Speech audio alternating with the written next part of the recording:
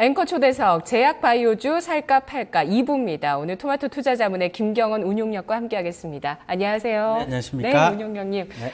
오늘 두 번째 시간 그동안 또 잘 갔어요. 제약 바이오주가. 네. 지난주에 우리 알아봤었는데 지난 6월 말 기준으로 해서 상반기 대형 바이오주 가운데서는 수익률 순으로 한미약품, 바이로메드, 코미팜, 셀트리온, 녹십자고요. 네. 또 전체적인 종목에서는 1위가 삼성제약, HLB 2위, 대화제약, 경남제약, 한미약품 이렇게 있었습니다. 전반적으로 재료를 좀 보면 어떤 뭐 고령화의 테마, 또 중국이 또 중요한 변수로 자리 잡고 있었고요. 네. 더불어서 뷰티까지, 네. 화장품 쪽까지도 연계가 되면서 종목들의 시세가 나왔습니다. 자, 오늘 시간에는 이제 바이오주를 어떤 종목을 선정하는지 그 기준과 네. 또 진입 시점에 대해서 네. 또 조언을 해주실 텐데 먼저 정말 많은 변수들이 있어요. 근데 어떤 게 중요한 건지 잘 모르잖아요, 저희가. 네. 어떻게 종목 선정하는 기준을 잡을까요? 네, 사실 뭐 오늘 같은 경우도 이제 제약 바이오주들이 굉장히 좀 강한 모습을 내고 있어서 이 투자자분들께서 지금이라도 들어가야 되나라는 생각을 좀 하시는 분들이 계실 것 같은데 종목 선정을 할 때는 이제 바이오주들이 오르는 원리를 네. 좀 이해를 하면 좀 더 종목 찾기가 좀 수월해지지 않을까 좀 네. 이렇게 말씀을 좀 드리고 싶고 제가 책을 내셔야 되겠는데요. 제약주의 원리. 네. 오늘 제가 말씀드릴 부분들은 이제 종목 선정을 하는 방법인데 우선은 제약 바이오주들은 지금 뭐 그 이전 시간에도 한번 말씀을 드렸었지만 네. 기술 이전 수출을 하느냐 마느냐 라이센스 아웃. 라이센스 아웃이 가장 중요한 것 같습니다. 네네. 거기에 포인트를 맞추고 시장에서 종목을 좀 선정을 좀 하셔야 된다. 좀 이렇게 보시면 되겠는데 네. 그러면 이제 과거에 임상이 1상이 진행되고 2상이 진행되고 3상 이후에 이제 허가가 좀 나게 되는데 네. 구조 자체가 그러면 이제 통상적으로 어느 시기에 신약이 어느 임상 절차 때 라이센스 아웃을 많이 했나 요거를 좀 살펴볼 필요가 있습니다. 제가 표를 하나 좀 가지고 왔습니다. 네. 임상이 신약 같은 경우는 임상이 뭐 1상이 진행될 수도 있고 2상이 진행될 수도 있고 3상이 진행될 수 있는데 2013년 기준으로 보면 임상 2상이나 임상 3상에 진행되는 신약이 네. 라이센스 아웃 비중이 한 50% 정도 됩니다. 그렇군요. 네, 그렇기 때문에 신약 가지고 있는 것 중에 임상 2상을 진행하고 있는 신약을 가지고 있는 업체들 네. 혹은 이제 임상 3상이면 또 좋겠죠. 더 네. 좋겠죠. 그래서 임상 3상을 진행하고 있는 신약을 가지고 있는 업체들 그런 업체들을 전반적으로 좀 주목을 좀 하셔야 된다.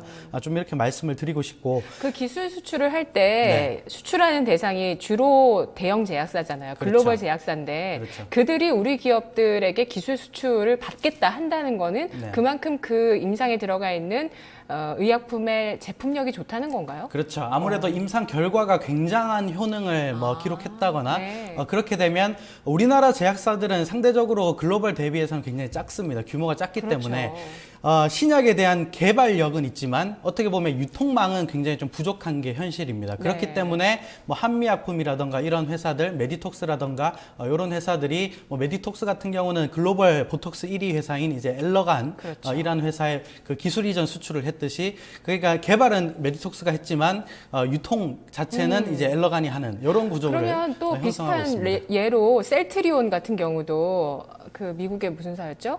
네, 셀트리온 같은 네. 경우는 뭐 바이오시밀러 회사이기 때문에 어떻게 네네. 보면 유통망을 확보했잖아요. 그렇죠. 셀트리온도. 류마티스 관절염 치료제인 이제 램시마, 램시마를 이제 직접적으로 좀 생산하는 업체라고 네. 보시면 되고 유통 같은 경우는 글로벌 제약사와 같이 아마 협업을 해서 들어갈 네네네. 건데 기타 이제 뭐 보톡스라던가 이제 한미약품 같은 경우는 유통망 자체는 전부 다 지금 글로벌한테 이전을 하는 수순이다 좀 이렇게 보시면 될 것 같습니다. 네.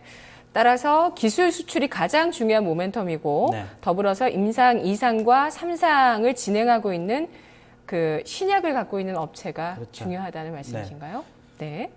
네, 임상 뭐 2상과 3상을 진행하고 있는 업체들 같은 경우는 지난 시간에 많이 언급을 좀 드렸듯이 뭐 바이로메드라는 업체도 있고 그리고 티슈진 C를 가지고 있는 코오롱 생명과학 그리고 한미약품 같은 경우도 한미약품은 되게 특이한 경우입니다. 이 최근에 그 라이센스 아웃 7천억 계약을 한 게 릴리사에 기술 수출한 게 네. 임상 1상을 완료한 그 신약 그 신약을 그 면역 질환 치료제인데 요거를 이제 임상 일상에 되게 의외입니다. 의외로 되게 일찍 라이센스 아웃을 체결한 경우다. 네. 좀 이렇게 보셔야 되고 그 한미약품 같은 경우는 뭐 당뇨병 치료제 같은 경우도 임상 2상을 지금 진행하고 있는 신약이 좀 있기 때문에 여러 가지 신약을 좀 보유하고 있는 업체들 중에 2상과 3상에 좀 특화되어 있는 신약을 좀 가지고 있는 업체들에 선별적으로 좀 투자하는 것이 좀 바람직하겠다. 좀 이렇게 말씀을 좀 드리고 싶습니다. 네, 셀트리온은 호스피라사였어요. 호스피라사에 이제 네. 독점 판매권을 그렇죠. 줬었는데 그러면은 이제 기술 수출을 이미 한 기업들도 이제 네. 계속 관심을 둬야 된다. 그리고 네. 앞으로 기술 수출을 할 기업을 네. 찾아보자 이런 말씀이신데 투자 시점을 잡아주세요. 지금 바로 들어가야 되는 건지. 네. 어떤 때 들어가야 되는 건지 말씀해 주시죠. 네, 사실 이제 그 약간 투자하기 어려우시다면, 종목을 선정하기가 어려우시다면, 라이센스 아웃을 성공한 기업들은 아마 조정을 받을 때마다 분할 매수하면 꾸준히 좀 우상향을 하는 주가 흐름이 좀 연출이 된다. 좀 이렇게 보시면 되겠는데. 그럼 언제까지 가는 건가요? 많이 기본적으로 오르기도 올랐고. 제가 그 네. 사업 구조를 좀 설명을 좀 드리도록 하겠습니다. 알겠습니다. 네, 우선은 그 메디톡스의 실적 추이, 그러니까 메디톡스라는 회사가 2013년도 9월 달에 대략 우리나라 돈으로 한 4천억 규모입니다. 4천억 네. 규모의 라이센스 아웃을 시행을 했습니다. 그래서 현금이 들어오는 구조를 좀 생각을 좀 해보시면 이 네. 회사들이 왜 계속 가고 있는지, 그러니까 네네. 끝이 없이 가고 있지 왜 않습니까? 계속 가고 왜 그렇게 많이 갔는지. 그렇죠. 네, 그런 네. 부분들 좀 이해를 하실 수가 있을 것 같습니다. 우선은 메디톡스의 실적 표를 보시면 이 어프론트 페이먼트라고 해서 이게 이제 초기 기술 계약금입니다. 그 4천억 원의 계약금이죠. 그렇죠. 계약금이 메디톡스 같은 경우는 약간 좀 특이한 경우인데 메디톡스 같은 경우 계약금이 한 689억 원 계약금입니다. 우리나라 돈으로. 근데 이게 2014년도에 118억 원이 인식이 되고요.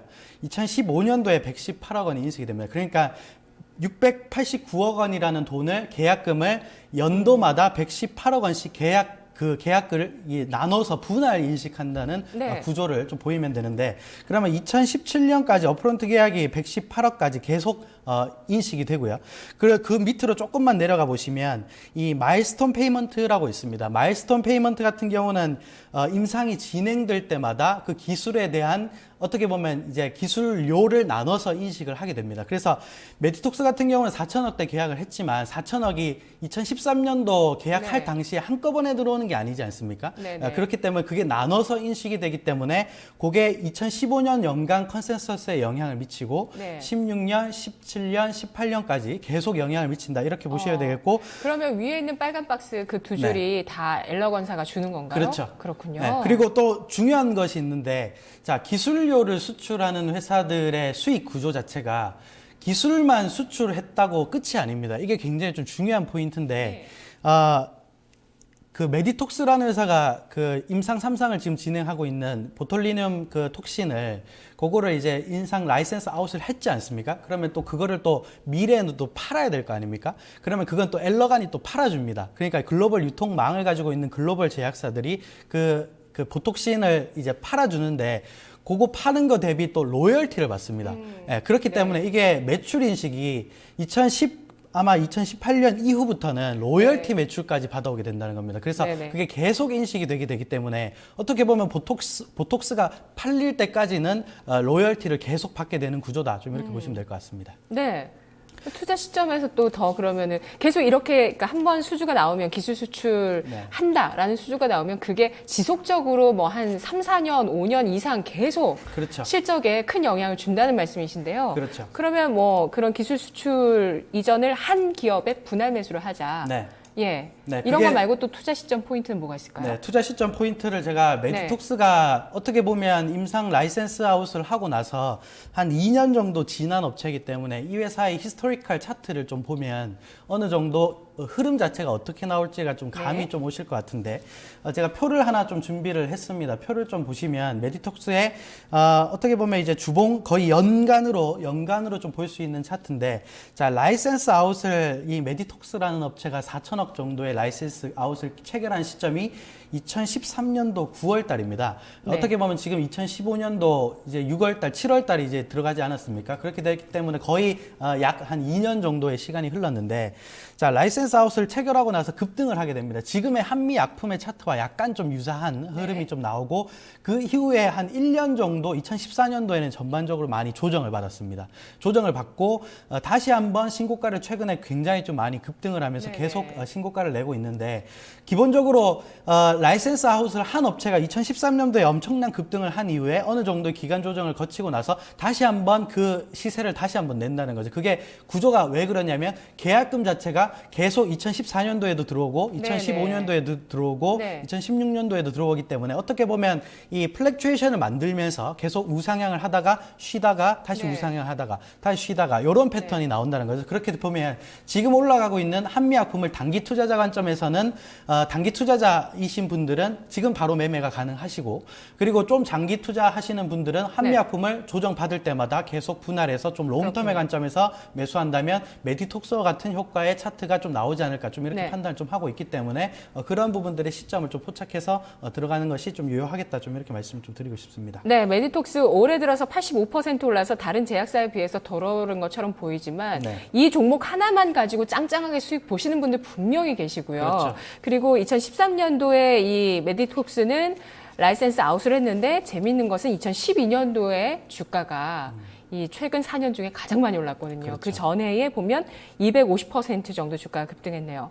자, 그러면 이제 제약바이오주 투자 전략을 좀 전반적으로 정리해 볼까요? 네, 투자 전략을 종합적으로 좀 정리를 좀 해드리면, 우리는 시장에서 라이센스를 아웃 하는 기업들의 가능성을 보고 투자하지만, 실질적으로 라이센스 아웃을 성공한 기업들은 아직까지 주가가 끝나지 않았다라는 네. 생각을 좀 하셔야 되고, 그러니까 몇 년간 지속된다는 거죠, 그렇죠. 랠리가. 왜냐하면 네. 계약금이나 기술료 같은 그렇죠. 것들이 분할돼서 인식이 되게 계속 됩니다. 들어오니까. 네, 그렇기 때문에 굉장히 예. 좀 안정적인 실적을 앞으로 내줄 가능성이 높다, 좀 이렇게 보셔야 되겠고, 네. 그리고 투자 전략의 두 번째로는 임상 2상과 3상을 하고 있는 신약을 보유한 업체들, 이런 업체들은 어떻게 보면 업사이드가 굉장히 클 수 있습니다. 왜냐하면 한미약품이나 한미사이언스는 굉장히 좀 많이 오른 시점이지만, 어떻게 보면 지금 이제 라이센스 아웃을 체결할 수 있는 업체들 같은 경우는 체결 공시가 나자마자 굉장히 좀 많이 급등을 할 수 있기 때문에 네. 그런 부분들을 좀 말씀을 드리도록 하겠고, 그래서 투자 선호도 같은 경우는 메디톡스와 한미약품 같은 경우는 실질적으로 라이센스 아웃을 한 경우입니다. 이러한 업체들은 꾸준히 좀 우상향할 가능성이 높다, 좀 이렇게 볼 수 있겠고,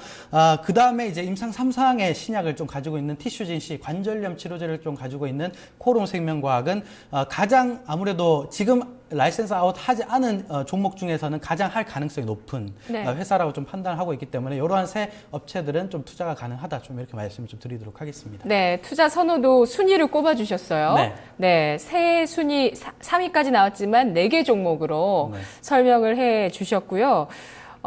정말 우리 진로 고민하시는 그 학생들도 네. 이런 업종의 흐름을 잘 보시면 네. 앞으로 미래가 촉망 받을 것 같습니다. 그렇죠. 네. 우리 제조업의 희망인 것 같아요. 네, 아무래도 제약 뭐 업체들. 저성장 국면이다 보니까 네. 오히려 뭐 제약은 약간 그 신약에 대한 가치를 굉장히 크게 받을 수 있는 부분이기 그렇군요. 때문에, 네. 그런 부분들이 최근 시장에서 많이 부각이 되고 있는 것이 아닌가, 좀 네. 이렇게 보셔야 될 것 같습니다. 알겠습니다. 오늘 제약바이오주 투자 전략에서 기술 이전이 가장 중요한 핵심 변수다라고 네. 설명을 해주시면서 이야기 들어봤습니다. 중국과 뷰티 쪽의 전략은 좀 사실 안 세운 거거든요. 네. 이런 쪽도 좀 연구해 주셔서 다음에 또 부탁드릴게요. 네, 알겠습니다. 알겠습니다. 고맙습니다. 네, 감사합니다. 네, 제약바이오주 살까 팔까였습니다.